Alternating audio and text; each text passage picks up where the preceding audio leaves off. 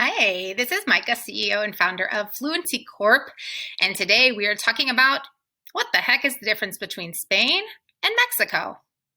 Even though they speak Spanish in Mexico, and the Spaniards are the reason for that, there are huge differences between the two peoples. Accent, culture, food, just to name a few. Today we're going to dig into the more granular ways that the two countries and their people are so different, even though the Spaniards colonized the country over 400 years ago. So, what is the difference between Spain and Mexico? Spain and Mexico are on two different continents. Now, I don't want to offend anybody by stating the obvious, but sometimes this is not so obvious for some people. So Mexico is just south of Texas, a state in the United States.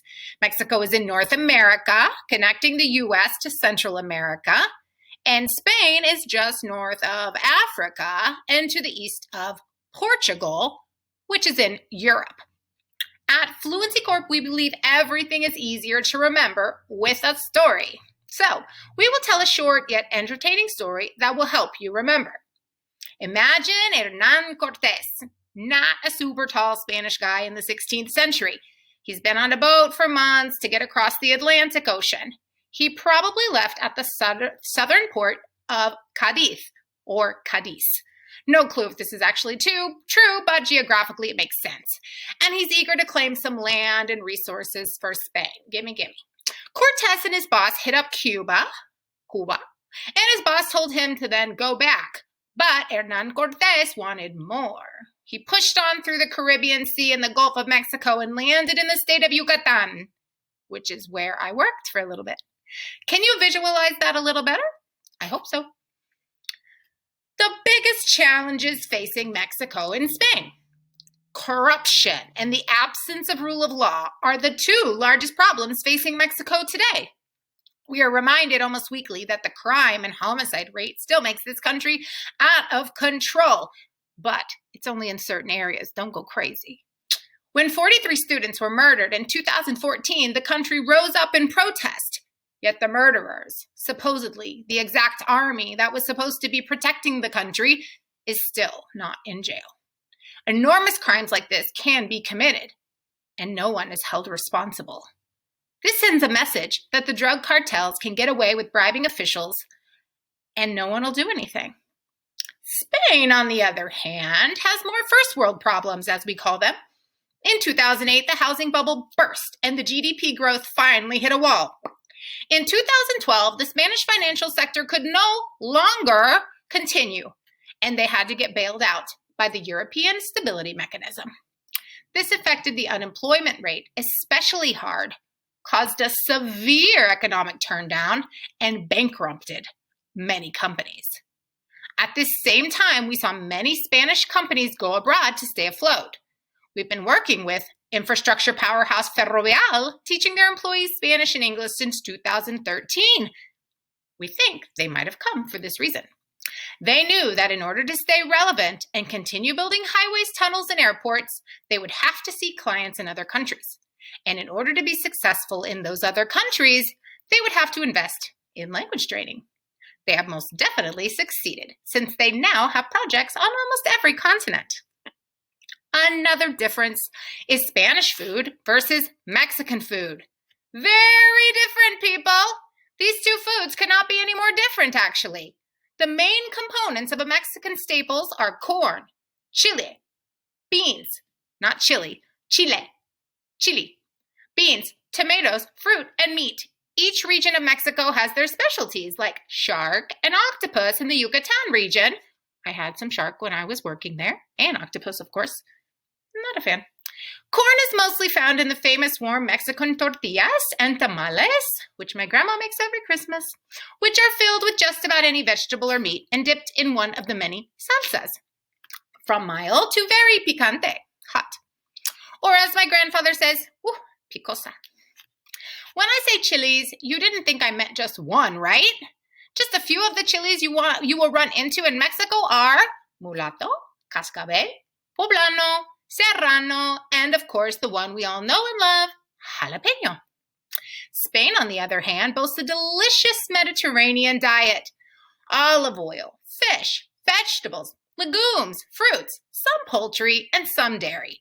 As you can see, the Spanish diet hits heavier on the omega-3s and contains more of a variety in their vegetables, while Mexico leans heavily on the corn and beans. What could be found locally? Of course. Spain, surrounded by water, logically gets a large amount of its food from the sea and the olive trees that flourish in Spain. Just like in Mexico, every region in Spain has its own specialties, like the empanadas from Galicia or the spicy Basque-style chicken from Basque Country. Of course, no matter where you are, you can get the famous jamón ibérico. Mexican Spanish and Spain Spanish differences. And the why. The Z, the letter Z, and the C before an E or an I in both languages are pronounced very differently. You can immediately tell if someone is from Spain due to this letter difference. In Mexican Spanish, it sounds like a regular English S. Using Spain Spanish, it sounds like someone speaking English with a lisp. But this is not a lisp. It's how it's pronounced. Why did this happen? Well, this could be the same answer as to why Brits don't pronounce the H and Americans do. Over hundreds of years and many thousands of miles, groups of people change a spoken language over time. The resulting change is very different from the group that is far away. That is the simple evolution of language. In medieval Castilian Spanish, just as in medieval Old English, words were spelled differently. Interestingly, Spanish used to have the same letter used in French, the C with the little thingamajig, the feria, to spell words like plaza, meaning the plaza, which is today spelled like P-L-A-Z-A, but used to be P-L-A-C with a little thingy, A. Communication styles in Mexico and Spain. I have lived in both of these countries, so I can most definitely tell you that even though Spain brought a lot of people over, they did not bring their communication style, or at least it didn't stick. I found the Mexican people to be very polite, maybe overly polite for my blunt American style of communicating, a little indirect, a little long-winded, again for my blunt taste, and sugary sweet. I also lived in the bustling city of Boston and liked the direct communication style there. They were most definitely polite in Mexico. Spain, on the other hand, does not have any of the above characteristics, and I do not mean that in a negative way. They say the truth, even if it may sting a little. Spaniards are direct, but at the same time diplomatic. Not rude, just frank. They're quite gregarious and will talk a lot, and possibly loudly to show their feelings about a particular topic. Similarities are seen in the formal nature of communicating in public and the respect given by not using first names, but the usted, like Mr. and Mrs. Mexico and Spain cultural differences. Based on one Mexican's journey to Spain, the largest differences he found were the following: the people and the flow of life.